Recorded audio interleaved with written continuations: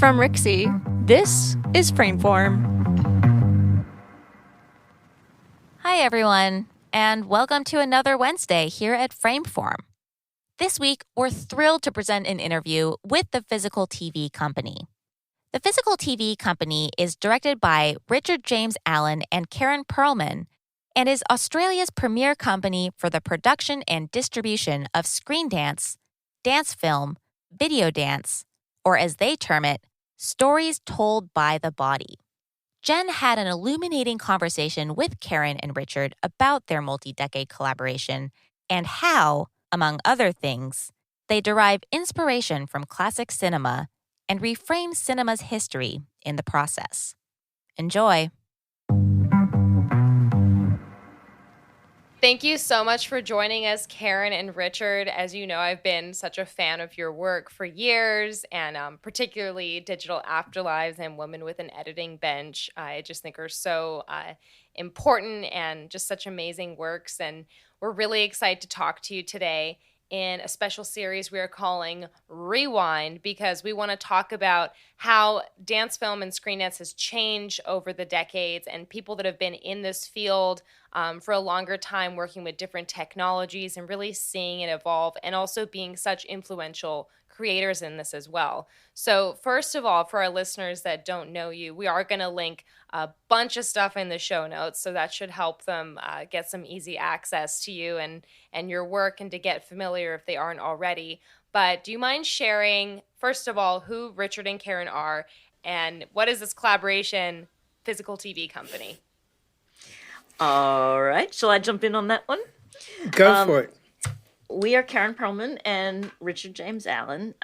Together, we founded the Physical TV Company about 20 years ago now, and it was founded on the back of another 10-year career we had together as co-directors of a dance company called That Was Fast. So we established That Was Fast in New York as a duet company. It was always a cinematic blend of text and dance action. So right from the get-go, computer technology, computer-generated film screen work made for television, screen work made to go with the stage and live performances, and a blend of what makes physical TV unique, which is our approach centers on what we call stories told by the body. So we're very interested in cinema history. Coming out of long careers as dancers, we get really interested in what's possible and what's been explored artistically in cinema. And a lot of our film work ends up being quite narrative in a way, or driven by character and things that you would call narratives, which makes it different from lots of other work. Not better or worse, just a different approach that we take. Well, and it also makes it more accessible to audiences as well, because usually, I mean, it doesn't matter what group of people you're talking to. They could be artists, or they could be people that are professionals in the field, or they could just be audience members and enthusiasts. But so often what comes up is audiences just want a story that they can somewhat understand and therefore feel something. And that's something that really charmed me about Digital Afterlives, is just like the style and the clear aesthetic and the references and that nostalgia that you get from cinema. So I just think that's so cool, and what an honor to have you on the program today to talk about how you've blended these technologies over time as well. So Richard, how is your perspective of the collaboration, and how did this sort of develop over the years as you were established as a company and started screening all over the world and such? Well, I think I agree with everything Karen said, of course. It's interesting looking way back, just having a kind of deep look back, that when we started, we were both children of postmodernism. We had, studied with leaders in the postmodern era. And I remember feeling even though I truly respected all those people in the dance scene in New York, I really felt like we wanted to bring content and story and character and themes and ideas into the dance work, even when we were doing the live work, because a lot of that work was sort of dance for dance sake, just, and very kind of, in a way, quite alienating to an audience. And we didn't want to go back to ballet, to that sort of narrative. We wanted to take on board all the developments and the kind of understanding of the fractured complexity of reality, language, dance, humanity, our minds, everything that came from postmodernism, but we wanted to find some more content and put it back in. So right from the beginning, I think we were in the dance work, we were already looking for those sorts of ways to create more meaning. And then, as Karen said, when we got into film, we sort of lent more into the dance film end of Screendance, as opposed to what we described at one point in a Venn diagram as there's sort of dance, there's Screendance that focuses on dance, there's Screendance that focuses on visual art, and there's Screendance that focuses on cinema. And ours was more interested really in cinema because it's sort of more encompassing. It includes all the other things, but it has this opportunity to explore, powerful themes of humanity. I have to interject right there because when you said Venn diagram, it's like I have to pick my cartoon jaw off the floor because every time I do a dance cinema workshop, and I chose to call my company Dance Cinema because of that flexibility. It could be live performance. It could be just a cinematic approach to teaching dance or learning dance history. Anyway, I always use that Venn diagram, and I'd never thought about combining that third facet of visual art. That's always something I kind of absorbed into the other two, but you're so right that really is sort of its own standalone category that contributes. And certainly given your background and how you both found your way and your path and sort of wove your career together, I think it totally makes sense that you would have that emphasis on visual art, and it definitely comes through with a strong visual identity in your work. What has been your creative process over time, and has it changed dramatically? Have you found ways to maybe be more efficient or maybe decide to do less and sort of savor more? What has that been like? We have found over the years many different ways of working together, and fortunately each time we're in a different way of working together, we think, oh, this is it, this is the ideal one, we've got there. But they change all the time. We now think we're in a highly ideal configuration. Mostly what happens now is that one or the other of us will be directing at a given time. Not always. We both directed Digital Afterlives, for example, but by taking that position of being the person who is trying to express some kind of unified, coherent visual and cinematic and dance kinesthetic idea, that's one person's job. And then somebody else comes in. So if I'm directing, for example, Richard comes in as producer. If Richard's directing, I come in as editor, right? So Richard is a gun producer. He's just tops. I'm not a very good producer, so sadly, Richard also has to do quite a lot of producing on all his own films. I am a pretty good editor, though, so I'm happy to bring that kind of skill base to our collaboration. That's probably why you just zeroed in on your project Woman with an Editing Bench. And I would like to take some time to talk about that, because what part of my entry point into dance film or Screendance was having a dance background, but being in film class and seeing those city symphonies, seeing Man with the Movie Camera, and just falling in love with the dance of editing and how that is choreography, and also just how film captures dance in a way that makes it, it defies its nature, defies like that annoying thing about it, that ephemerality. So what was your impetus to finally say, you know what, I'm actually going to take on this huge cinematic treasure and, pull back the curtain and show not the man behind the curtain, but actually the woman at the editing bench? So, well, like you, Jen, I absolutely have such a deeply connected feeling for that Soviet montage, for the 1920s, the editing that's going on there. It's just so kinesthetic and so enlivening and sparkling and wonderful. So when I was head of screen studies at the National Film School here in Australia, I would often teach it. I would teach Man with the Movie Camera. And for a while there, I was making a joke to my students and say, this film is spectacular. But what's really great about it is the editing. Shouldn't it be called Woman with an Editing Bench, right? And then I found out that the woman that you see on screen editing Men with the Movie Camera is actually the director's wife and editor and lifelong collaborator, Elizaveta Svilova. And I thought, this is not a joke. We need to make this movie. This is a calling. We got to make Woman with an Editing Bench. And since then, I've actually made 2 more films in the trilogy, and they're all really focused on this kind of idea that editing as a form of choreography, that we can express these women's thoughts and ideas through editing. That's where they express their thoughts and ideas. So, happily link your listeners to the next one of the trilogy that's available free and online, if you'd like me to do so. We'll take it. Okay.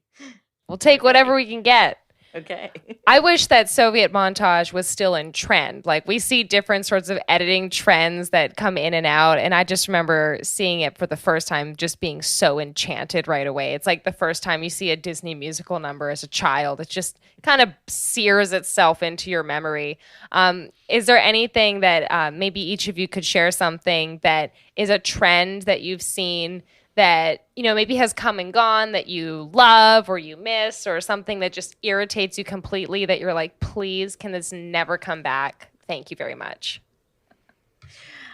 Well, I've got 1 or 2 or 3, but Richard, maybe you have some that you want to. No, it's fine. Let's go for it, Karen. Go off, Karen. So my research is about creative practice, cognition, and feminist film histories at this point. And one of the things that I've really started to notice is that in early film, there was a lot more innovation in form. There was like a film could be part documentary, part drama, part animation, part dance, part comedy, part melodrama. It was very free-flowing and formal. And what you find when you look at the most wildly, formally inventive ones is that they're very often being made by women. And then what we have in the present is we've really got 2 kinds of film. We've got that's the third kind, dance film. We've got drama, and we've got documentary. It's either fiction or it's documentary. And I just feel like, no, it's not. It could be all kinds of wild and wonderful things. And, those hybrids, as we call them, shouldn't be like a third form of cinema. There's lots there that could just be a central form of cinema. So I miss that. That's what I'd be looking for to come back. We can be genre fluid. One of your projects, The Dancer from the Dance, is actually listed as a hybrid doc. And I thought that was so cool and actually perhaps more reflective of what it really is. Some people say dance cinema, screen dance, dance film, dance for camera. It is a hybrid form. So I think it's only appropriate, as you mentioned, that we would see it as sort of more a fluid form or genre fluid. What about editing or any other kind of trends that you've seen over the years, Richard, and anything that you particularly like or dislike? Well, I remember, when we first came back from New York and we were living in Australia, we were working on a film and Natural Born Killers was on. And I was really excited by the editing of that. That was really influenced at that point by the MTV generation. And I think we really kind of kicked that into some of our early dance films like What to Name Your Baby. And just to kind of break down the idea that a dance film needs to be just a representation of the live dance, but to really take it into it's a cinematic form. And I think that relates back to the whole montage questions we're discussing before, the idea that, I think there's sometimes a bit of a tendency to think that dance film, screen dance, whatever you want to call it, is some sort of just an extension of a live performance, but really it's its own art form, a parallel art form, one might say, and it has its own people who've worked in it, and it has its own potential, which is actually very, very different and in lots of ways more exciting than the theatrical space. So that was one of the things I remember thinking, wow, we can just change the way we think about dance altogether once we put it into that screen space.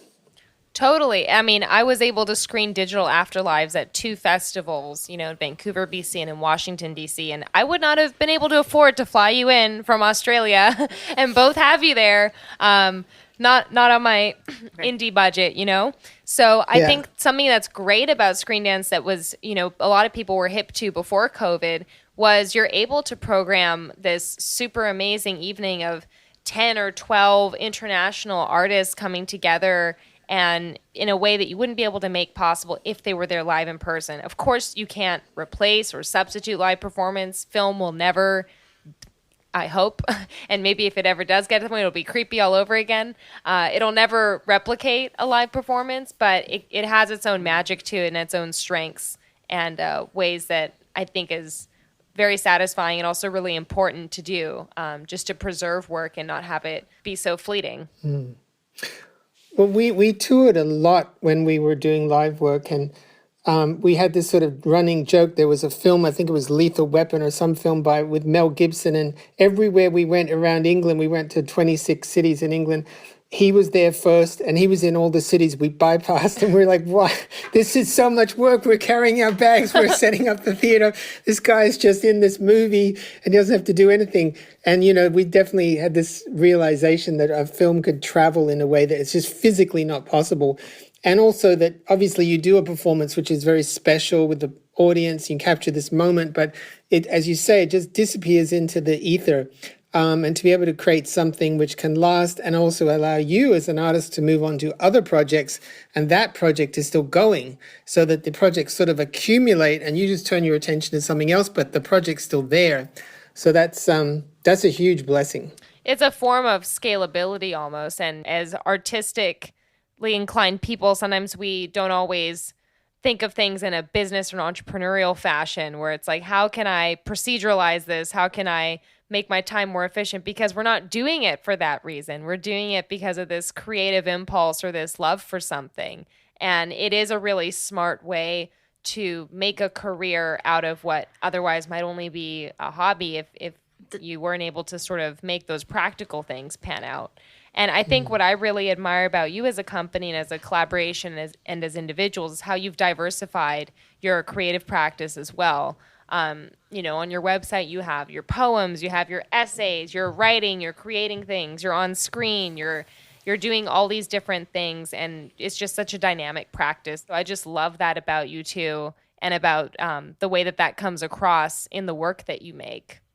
Thank you, Jen. That's really lovely to hear. Thank you. I would just add, there's a commercial. Commercial is a dirty word for most of us in the arts, but whatever. It is scalable is a great word. Sustainable is another great word. In terms of practice, longevity, archive, all those things. Sustainability, all really good. I would just add that in this moment that we live in, there's a I guess I would say that perception and minds are different than they were, say, 100 years ago, and that is in part because of cinema. It is harder for people to watch things that unfold in continuous time, and it is in some ways a way in to dance ideas when you can put something on screen that is dealing with time as part of its art form, in both in its movement qualities and its editing. So it's a kind of another mode of address, one that speaks potentially to our moment very effectively and allows people a way into the arts and into dance that they might otherwise not be able to have. And I love that you identified there how cinema has absolutely changed the way that we think, changed the way that we understand things. I mean, especially when you look at the world now and pre-internet cinema and print media, that was how we actually got to explore other parts of the world if we couldn't physically go there. And I'm wondering if anything about your particular, being in New York and then being in Australia, how that experience was different, because even being in New York versus being in LA or being in another major US city or anywhere else would change your experience. So how has it been different for you, working and living in these different places? Well, so I'm born in the United States, as you can probably hear. Richard is born in Australia. Um, we toured a lot in our dance career, and then we kind of settled in Australia. And they have this expression in Australia which had a lot of meaning at the time and has almost no meaning now. But when we first got here, it was like everybody was still freaked out by what they call the tyranny of distance. And this comes from this it's a vast land, Australia. It's really big, and it's very, very far from, Europe and New York and all of these places where people felt, oh, that's where our culture really is. And, the people who'd settled, who colonized Australia, were still thinking about those places as their cultural centers. We're very uncomfortable with that concept. But one thing that dance film allows us to do is to just overcome that tyranny of distance. And now that phrase has very little meaning anymore because distance is very different concept. Well, in the world we live in with technology now, it's almost like the tyranny of zero privacy and zero distance from anything. Well, look, I think it's funny because I kind of had this feeling like I was always going to go to New York. It was sort of like in my destiny to go to New York. And other things as well I felt were in my destiny, which I think Karen sort of fulfilled. But I won't go into all the details of that. But, one of the things I think about New York was it was this incredible, it was like jumping in the fast lane of a swimming pool. And you sort of, everything's just go, go, go. And I felt like I was just really so privileged to be, taking class with literally the best dancers in the world and being in these incredible places and dancing with incredible choreographers and then making our own work. And it was really amazing. But I did notice that we were very much sort of just inside that world of dance. And was, we basically just knew dancers, and it was a very, very kind of inside that scene. And what I noticed about when we came back to Australia was our horizons sort of broadened. I felt our horizons thematically broadened and our context sort of broadened. And I think that was basically a really good thing for our work, because I think, not that I, didn't appreciate the work we did in New York, but I think that the positive of coming back to Australia was to kind of connect to the breadth of society, the whole of life from, babies to grandparents, birth to death, a sort of a broader spectrum of society, people in different areas besides dance and theatre and film, performance and literature. I mean, we already had all that in our background and we were doing where we could, but in New York, it was sort of very focused into the dance world, whereas we feel like we've connected more broadly. And I think that comes back to some of the things you were talking about before about trying to create work that actually communicates to everybody. So not just with Digital Afterlives, but with your other work as well, it's very clear that there's this ability that you have with this strong visual vocabulary. And I just wonder if you have some background or professional experience that's contributing to your ability to just convey things so well through a visual medium.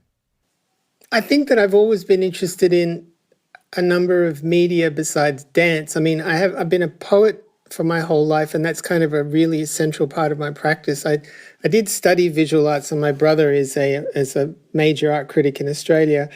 I'm very interested in theatre and acting and character, and I think it's not so much. It is. I guess it's about creating the visual space. It's also about creating the sort of interiority of the meaning, if that makes any sense. I mean, just to go back to Digital Afterlives for a sec, when we were doing that, I thought, okay, I'm going to make this as a work of acting as well as a work of dance. And I conceived of it completely as much as a piece of acting and theatre as I did as a work of dance. So that I wanted to create a character with motivations and obstacles and all the stuff that you do with an interiority and backstory and all the things you do with character. and also have this dance, the dance element of that. And for a long, and this is sort of in a way a fulfillment of something I've been working on for a long time, where I've been trying to blend the languages, the theories, and the practices of acting, and the languages and the theories and the practices of dance. And it all comes back to that idea of creating content and meaning.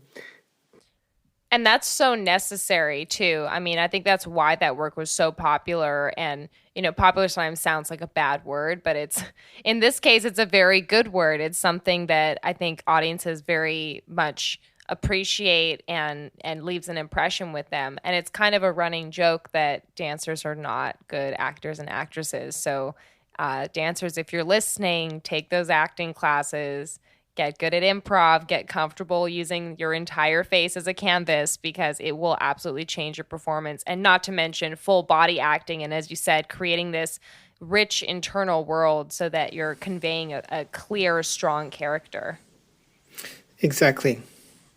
And I would just add to that, go back and watch some silent movies too. I mean, I think, particularly Digital Afterlives, but a lot of Richard's creation of embodied characters is inspired by performers like Charlie Chaplin and Buster Keaton and, Mary Pickford and those people who are, their acting style is kind of over the top for our contemporary taste. But when you go out to those long shots and you're seeing their whole body is engaged in the space and engaged in that expressive quality, and that they're in fact telling the story through their encounters with the world, that's quite inspiring. And there's such a physicality to their performance as well. And dance and comedy, and vaudeville, these all have a shared history. So I think the more that we sort of peel back the layers and don't see them as these separate boxes, we can actually strengthen each one.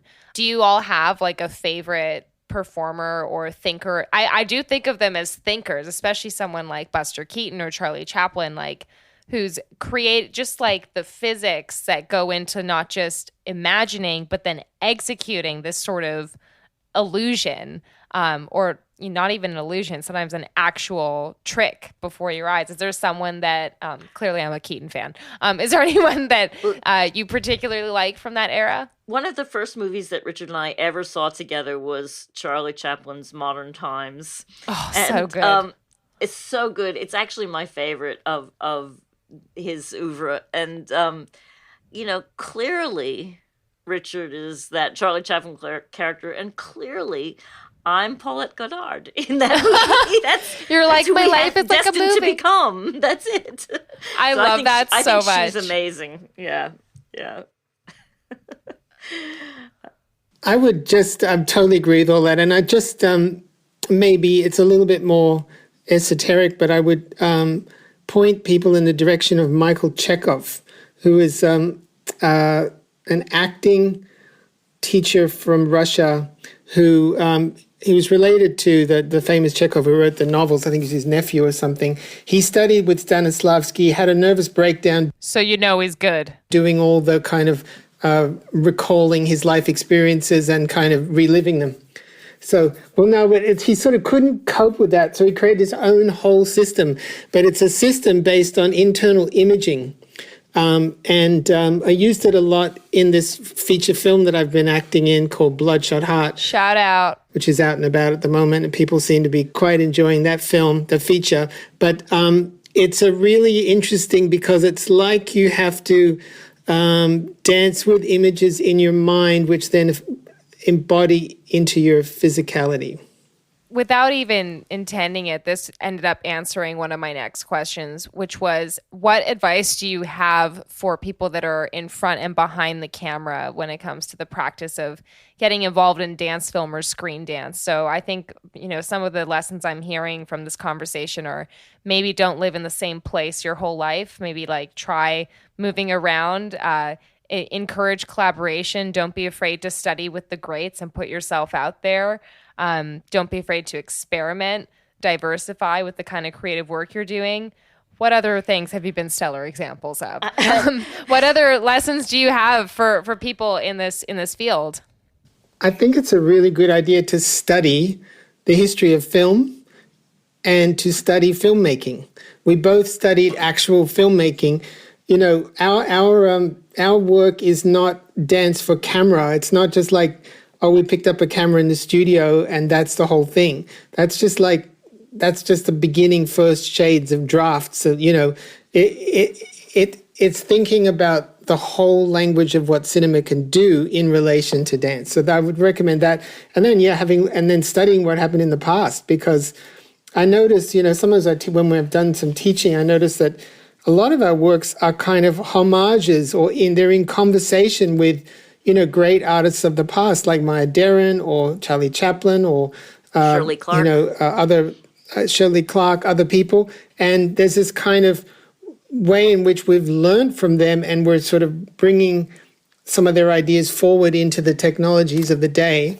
And I think that's really important. That's like, I remember when Wynton, this was a while back now because he's now a classic guy, but I remember when we were young and Wynton Marsalis was a up-and-coming jazz musician, he was constantly talking about the tradition and reinventing it and extending it. And I found that very inspiring as an idea, the idea that you connect to your tradition, you reinvent, you extend it. And I think that's one of the things we've tried to do with our dance films. So there's a kind of homage back and pay forward. I would just add to that maybe think about your own habits as a transferable skill, and think about thinking in other ways. So, for example, dancers think that what they do is dance, but in fact what they do is they manipulate movement and time and energy to make significant form. Well, guess what? That's what they do in cinema as well. That's actually what an editor is specifically doing. So you can you don't need to dance in order to make dance film. And similarly, coming back from a lot. I teach filmmaking in a university now, and I'm constantly talking to my students about, look, you can just think about narrative, just think about story and so shots and so forth.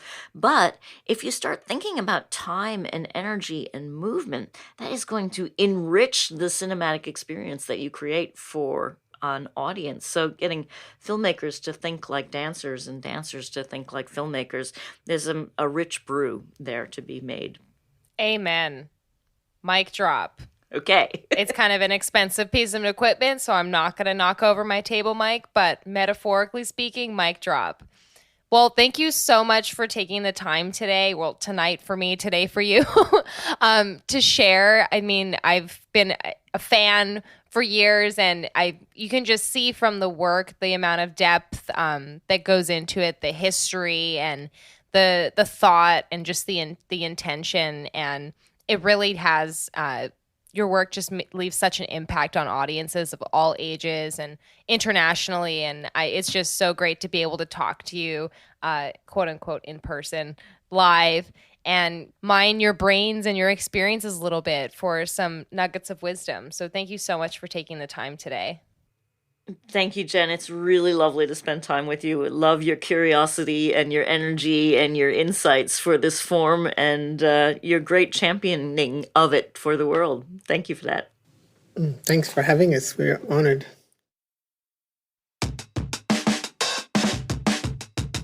Hey, everyone. Itching to make your own dance films this weekend? Heidi Duckler Dance presents Map Lab, Movement, Architecture, and Production. Map Lab is a brand new virtual workshop that culminates in the creation of your own virtual site-specific dance film.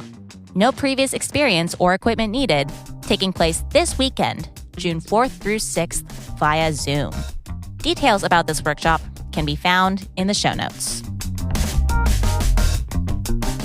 We said it once and we'll say it again. If you want to share your event on the show, click the link in the show notes to find out how. We're taking submissions for announcements until June 30th, so don't wait.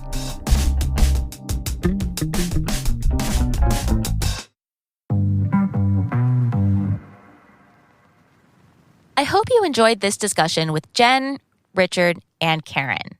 Next week, we will discuss generational representation in Screendance both on and off the screen, and are thrilled to have Ingrid Nockstern on the show to discuss her career, work process, and development of her multi-award-winning film Shoehorn Office. Tune in and catch you then. We'd love to hear from you. Send us an email at frameformpodcast@gmail.com and engage with us on social at frameformpod. That's Frameform POD. If you like what you're hearing, leave a review and rate the show. It really helps out. And if you know someone who also likes dance or film, join the conversation and bring your friends.